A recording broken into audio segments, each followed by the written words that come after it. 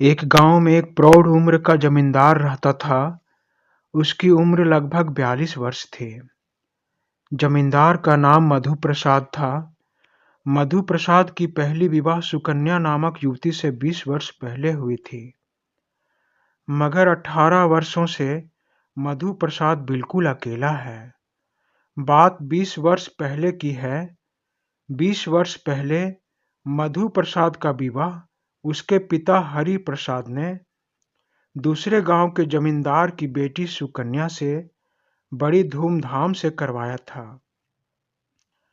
मधु प्रसाद एक हट्ठा-कट्ठा गबरू जवान था, मगर अपने बचपन की गलतियों के कारण वह यौन क्रिया में दुर्बल हो गया था। फिर भी उसे अपने आप पर पूरा भरोसा था। उसका आत्मविश्वास विवाह के दिन तक बना हुआ था। उसके मन में विवाह की उमंगें तैर रही थी। विवाह के बाद मधु प्रसाद के नए जीवन के शुरुआत की पहली रात थी। हवेली का एक हवादार कमरा उसके जीवन की नई शुरुआत करने में सहायक बना था।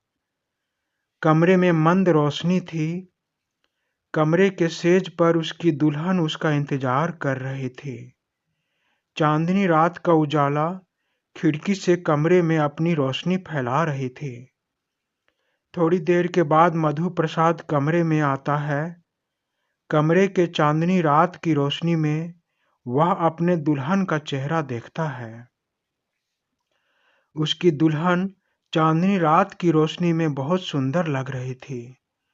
वह अपनी दुल्हन का चेहरा देखता ही रह गया, क्योंकि उसकी दुल्हन एक अप्सरा की तरह गोरी, अच्छे नैन नक्श, छरहरे शरीर, मधुर मुस्कान चेहरे पर लिए एक बहुत सुंदर युवती थी। मधु प्रसाद को अपने भाग्य पर भरोसा ही नहीं हो रहा था। यही हालत दुल्हन सुकन्या की भी थी। सुकन्या ने अपना विवाह एक गबरू जवान, मजबूत, गठीले शरीर के मालिक से करने का सपना देखा था। उसने मधु प्रसाद को देखा तो उसे लगा, आज मेरा सपना पूरा हो गया। वह अपने अंतरात्मा से खुश थी, क्योंकि बीते समय में शादी से पहले वर वधू एक दूसरे को देखकर पसंद नहीं किया करते थे। वर वधू के माता पिता जो भी वर या वधू पसंद कर देते थे, उसी को अपना जीवन साथी मान लिया जाता था और उसी के साथ संपूर्ण जीवन बिताना पड़ता था। कहानी में मधु प्रसाद और सुकन्या अपने मन में अपनी इच्छित जीवन साथी को पाकर आगे के आने वाले पलों को सोचकर रोमांचित हो रहे थे। मधु प्रसाद ने कमरे का दरवाजा बंद किया, अपनी सपनों की राजकुमारी को आलिंगन किया। सुकन्या भी अपने आप को अपने राजकुमार को समर्पित कर दिया। थोड़ी ही देर में दोनों एक दूसरे में समाने का प्रयास करते रहे और अपने वंश को आगे बढ़ाने के इस शुभ कार्य में लीन हो गए। मगर यह क्या? सुकन्या का सपना सच होने से पहले टूटकर चूर-चूर हो गया। उसने जिस गठीले युवा को शेर समझा था, वह एक कमजोर युवक निकला।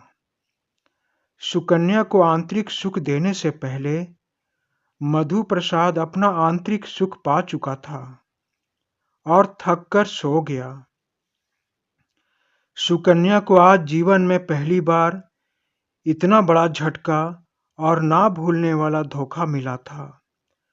उसे विश्वास नहीं हो रहा था कि एक पल पहले खुशियों का समुंदर था, दूसरे ही पल अब खुशियों का एक बूंद भी नसीब नहीं हो पाया। सुकन्या दुखी मन से बिस्तर पर रोने लगी, अपने आप को कोसते हुए सोने की कोशिश करने लगी। मगर आज उसकी आंखों में नींद नहीं था। वह सुबक-सुबक कर रोते हुए अपने बचपन के दिनों को याद करने लगी। वह सोचने लगी, जब मैं छोटी बच्ची थी तो अपने माता-पिता की लाडली थी। सुबह सुबह गांव के गलियों में अपनी हंसमुख सहेलियों के साथ खेलने निकल जाया करती थी। खेतों और रास्ते में लगे अमरूद, आम, जामुन, ईख फलों को सहेलियों के साथ तोड़कर खाया करती थी। फल खाते खाते गांव के मैदानों में खेला करती थी। जब दोपहर का समय हो जाता तो उसके पिता और सभी सहेलियों के घर वाले उन्हें ढूंढते ढूंढते उनके पास आ जाते। उन्हें डांटकर, लाड प्यार देकर सभी घर वाले उन्हें घर ले जाते। घर में दोपहर का खाना खाकर हम सभी सहेलियां एक बरगद के पेड़ में लगे झूले में झूलते और शाम को अपने घर वापस आते। जब हम सभी बड़े हुए तो हम सभी गांव के खेतों में घूमने जाते। हम सभी सहेलियों में अपने होने वाले विवाह की चर्चा हुआ करती। कोई सहेली कहती, मैं तो अमीर लड़के से विवाह करना चाहती हूँ। कोई कहती, मेरा पति इस संसार का सबसे सुंदर व्यक्ति होगा।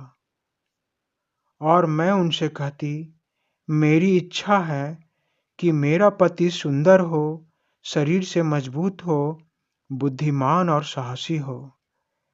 जब मैं उसके सामने जाऊं तो वह अपने मजबूत बाहों में मुझे भर ले। मैं छुड़ाने की लाख कोशिश करूं, मगर उसकी शक्ति के आगे मैं विवश हो जाऊं। मुझे तो एक मजबूत पति चाहिए। अपनी इस बीते समय की यादों से बाहर निकलते हुए वर्तमान के समय में खुद को इस स्थिति में पाकर आज सुकन्या बहुत अफसोस कर रही थी। तभी उसने बाहर चहचहाते हुए पंछियों की आवाजें सुनी। उसने खिड़की के पास आकर बाहर देखा तो सुबह होने वाली थी। अपने बीते दिनों की याद और वर्तमान की कड़वी सच्चाई से रूबरू होते हुए कब रात गुजर गई और सुबह हो गई उसे पता ही नहीं चला। सुकन्या ने अपने मन को समझाकर एक बहू का कर्तव्य निभाने अपने कमरे से बाहर निकली। अपने सासू माँ के पास जाकर हवेली के कामों को करने लगी। अपने मन को समझाकर और सकारात्मक समय की आशा रखकर उसने अपने आप को संभाला। आज उसके वैवाहिक जीवन की दूसरी रात थी। परिवार के सभी सदस्य रात का खाना खाकर अपने शयन कक्ष में चले गए। सुकन्या दिन भर के घर के कामों को करके बहुत थक गई थी, इसीलिए बिस्तर पर पड़ते ही गहरी नींद में सो गई। कुछ ही देर में उसका पति मधु प्रसाद कमरे में आया। आते ही सुकन्या को उसने अपने गले से लगा लिया। सुकन्या थकी होने के बाद भी अपने पति का साथ देने लगी। थोड़ी देर में दोनों की लहरें उफान पर आई, मगर सुकन्या की लहरें शांत ना हो पाई और मधु प्रसाद की लहरें शांत हो गई। वह चुपचाप सो गया, लेकिन सुकन्या की आंखों में नींद नहीं थी।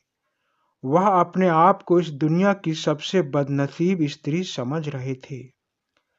थके होने के कारण आज वह जल्दी ही सो गई। फिर रोज सुबह से शाम तक वह अपने आप को घर के कामों में उलझा कर रखने लगी। रोज खाना पकाने, कपड़े धोने, बर्तन साफ करने में अपने आप को थकाने लगी, क्योंकि वह अपने जीवन साथी की सच्चाई जान गई थी। उसे अपने जीवन से अब कोई शिकायत नहीं रह गई थी। उसका जीवन इसी तरह से चलने लगा। रोज उसका पति खुद की मजबूती साबित करने में असफल ही रहता था। अब सुकन्या को अपनी जिंदगी इसी सच्चाई से गुजारना पड़ रहा था।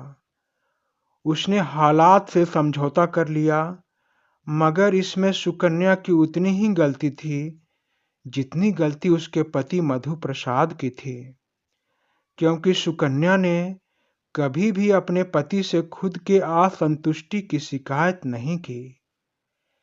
अगर सुकन्या ने मधु प्रसाद की कमी का खुलासा उससे किया होता तो मधु प्रसाद अपने कमी को दूर करने के लिए डॉक्टर से परामर्श लिया होता और मधु प्रसाद अंदर से भी एक मजबूत पुरुष बन गया होता। दिन बीतते गए, महीने साल में बदल गए, साल 2 साल में बदल गया, मगर 2 साल के बाद भी सुकन्या को औलाद का सुख नहीं मिला। फिर भी उसने कभी अपने पति से कोई शिकायत नहीं की। इसका परिणाम यह हुआ कि सभी घरवाले सुकन्या में ही कमी देखने लगे। मधु प्रसाद और उसके माता-पिता सुकन्या को बांझ समझने लगे। धीरे धीरे समय बीतने पर मधु प्रसाद और उसके माता-पिता सुकन्या को औलाद का सुख नहीं देने वाली स्त्री समझकर उससे दूरी बनाने लगे। अब सुकन्या से ठीक से कोई बात भी नहीं करने लगा। सुकन्या खुद को अनदेखा करने के बाद भी अपने पति मधु प्रसाद की शिकायत किसी से नहीं करती थी। उसने अपने आप को दुख के हवाले कर दिया, क्योंकि सुकन्या मान बैठी थी कि उसका पति कभी भी उसे औलाद नहीं दे सकता। फिर उसका शिकायत करने से क्या होगा? यही सुकन्या की सबसे बड़ी गलती थी। किसी तरह दिन कट रहे थे। अब उसका पति मधु प्रसाद भी उसके कमरे में नहीं जाता था। वह अलग कमरे में सोता था। पहले तो सुकन्या अपनी सास से बातें करके अपना मन बहला लिया करती थी, मगर अब उसकी सास भी उसे औलाद का सुख नहीं देने वाली स्त्री समझकर उससे दूरी बना ली थी। इसीलिए अब वह बड़ी हवेली भी उसे सुना सुना लगता था। एक दिन वह घर के कामों को करके हवेली के बाहर टहलने निकली। चूंकि अब उसे रोकने टोकने वाला कोई नहीं था, इसीलिए वह घूमते घूमते दूर खेतों की ओर चली गई। वहां सुकन्या ने देखा कि एक मजदूर खेतों में कड़ी मेहनत कर रहा है। वह बैलों के बिना ही खेत को फसल बोने के योग्य बना रहा है। किसान को ऐसा करते देख सुकन्या से रहा ना गया। उसने किसान से पूछा, क्यों भाई, आप इतनी कड़ी मेहनत क्यों कर रहे हैं? उसकी बात सुनकर किसान ने जवाब दिया, मैं इतनी मेहनत इसलिए कर रहा हूं ताकि मैं लंबे समय तक खुद को जवान रख सकूं। यह शरीर जब तक पसीने पसीने ना हो जाए, तब तक इस शरीर को मेहनत कराना चाहिए। यह पसीना बुढ़ापा का प्रतीक होता है। पसीना शरीर में रह गया तो उस इंसान को समय से पहले बुढ़ापा आ जाता है। इसीलिए मेरे पास बैल रहते हुए भी मैं रोज कुछ घंटे अपने आप से मेहनत करवाता हूँ। वैसे आप बड़े घर की महिला लगती हैं। आप कौन हैं? आप कहाँ रहती हैं? उस युवा किसान की बातें सुनकर सुकन्या बड़ी प्रभावित हुई। उसने सोचा, मैं इसे अपनी पहचान नहीं बताऊंगी, क्योंकि यह मेरी पहचान जानकर मुझसे डरने लगेगा और मैं ऐसा नहीं चाहती कि जिस परिवार से मुझे केवल दुख मिला है, उस परिवार के पहचान से मुझे पहचान मिले। सुकन्या ने अपनी पहचान छिपाते हुए उस किसान से कहा, मैं दूसरे गांव से यहाँ अपने रिश्तेदार के घर आई हूँ। खेतों में टहलने का मन हुआ, इसीलिए इधर टहलते हुए आ गई। आपकी बातों से मैं बहुत प्रभावित हुई हूँ। आपका क्या नाम है? किसान ने कहा, मेरा नाम सोमू है और यह मेरा खेत है। मैं रोज अपने खेत में सुबह से शाम तक कड़ी मेहनत करता हूँ। मैं यहीं इसी गांव में अपने माता पिता के साथ रहता हूँ। मैं उनका इकलौता कुंवारा बेटा हूँ। इतना कहकर सोमू ने कहा, आप बहुत सुंदर हैं। अगर आपकी कोई छोटी बहन हो तो कृपया मेरा विवाह उससे करवा दें। सोमू ने यह बात गंभीरता से सुकन्या को कहा, लेकिन सुकन्या को लाज आ गई। उसने सोमू से कहा, ठीक है, मैं चलती हूँ। सुकन्या जल्दी जल्दी तेज कदमों से वापस हवेली की तरफ आने लगी, लेकिन आज सोमू से बातें करके उसके कदम ना जाने क्यों खुशी से जमीन पर रखे जा रहे थे। आज सुकन्या का मन मदहोश हुआ जा रहा था। वह हवेली की तरफ आते आते यह सोच रही थी कि मैं कल फिर सोमू से मिलने जाऊंगी। उससे बातें करके मुझे बड़ा अच्छा लगा। वह मुझे पसंद करता है और ना जाने क्यों वह मुझे भी अच्छा लगा। आज सुकन्या का मन 2 वर्षों के बाद थोड़ा खुश हुआ था, मगर वह अपनी खुशी का इजहार किससे करती। इसीलिए सुकन्या चुपचाप हवेली के घरेलू काम में खुद को उलझा कर रख लिया। शाम ढली, रात हुई। रात में अकेली सुकन्या अपनी बिस्तर पर लेटे हुए सोमू के बारे में सोचने लगी। सोचते हुए कब उसकी आंखें लग गई उसे पता ही नहीं लगा। सुकन्या सुबह जल्दी उठकर झाड़ू पोछा और खाना पकाने का काम करने लगी। दोपहर से पहले अपना काम पूरा करके नहा धोकर स्वच्छ कपड़े पहनकर और तैयार होकर सुकन्या खेतों के तरफ टहलने के लिए जाने लगी। सोमू के खेत तक आने के बाद सुकन्या रुक गई। उसकी नजरें सोमू को ढूंढ रही थी, मगर आज खेत में सोमू नजर नहीं आ रहा था। बस खेतों में उसके 2 बैल नजर आ रहे थे। सुकन्या को विश्वास हो गया कि जब बैल यहाँ हैं तो सोमू भी यहीं कहीं होगा। वह खेत की मेड़ पर बैठ गई। कुछ देर में सोमू दौड़ता हुआ खेत पर आया। सुकन्या के पूछने पर सोमू ने कहा, मैं एक जरूरी काम से अपने घर गया था। आप कब आई? सुकन्या ने कहा, थोड़ी देर पहले आई हूँ। आज सुकन्या ने एक अच्छे रंग की सुंदर साड़ी पहनी थी। उसके बाल खुले थे और चेहरे पर शांति की तेज थी।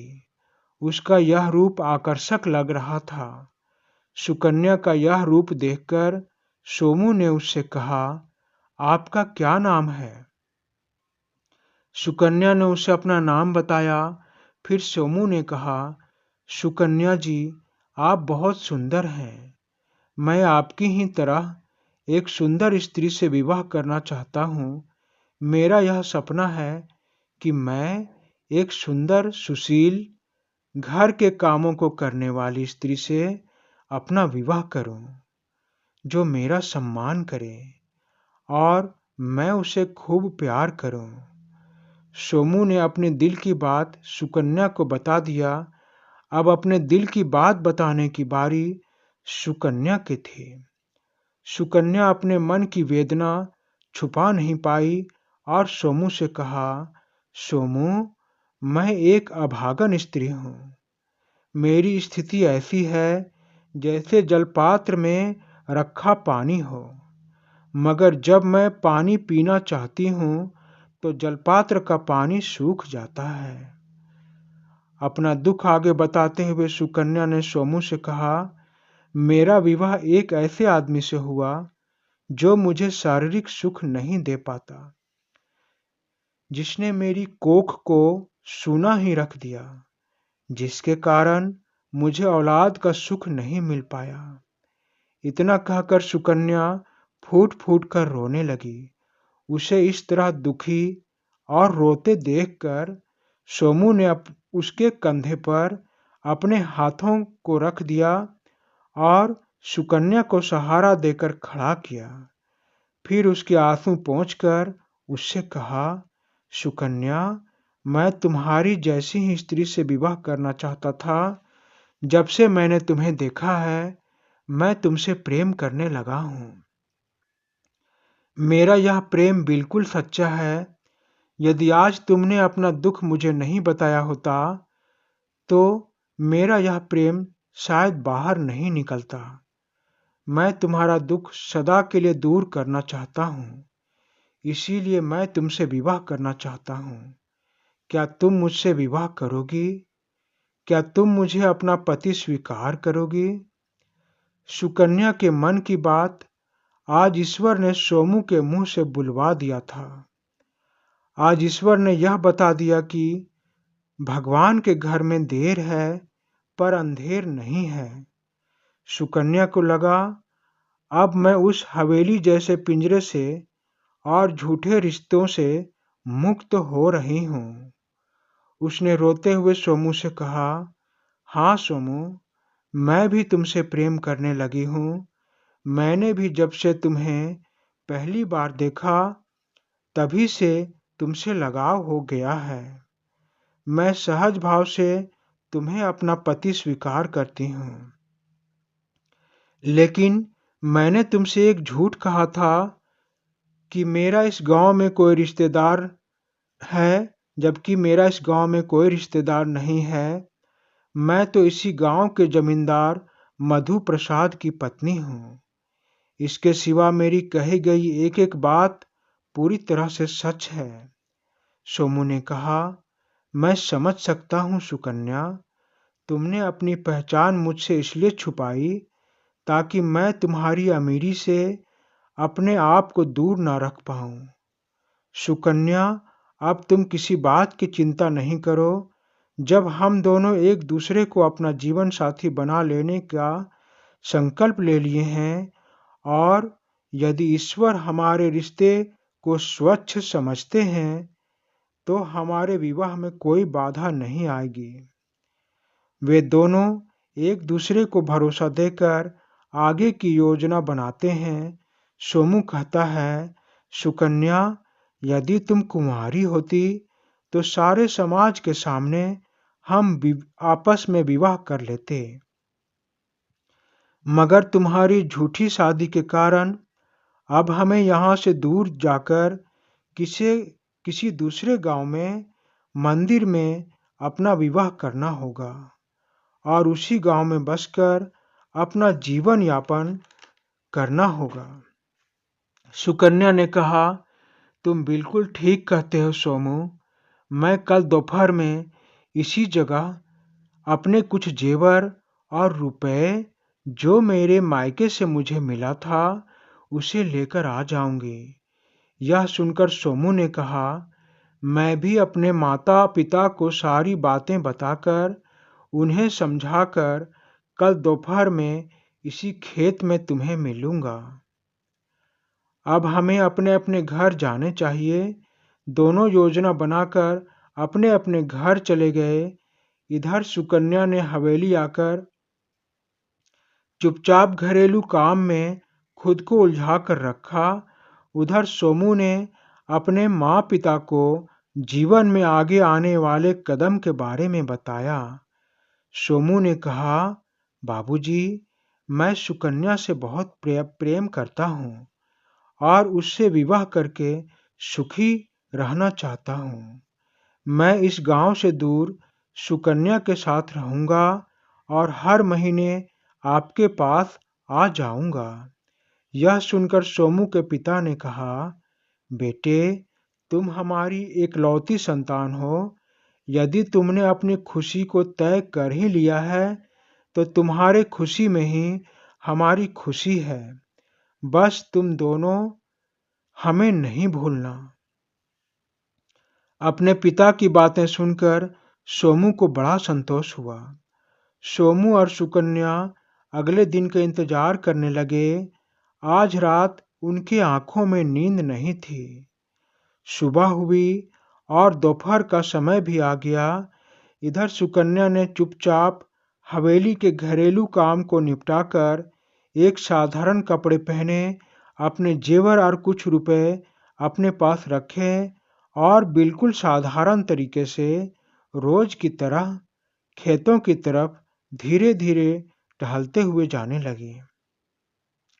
उधर सोमू अपने बैलों को बैलगाड़ी में जोड़कर खेतों पर आया।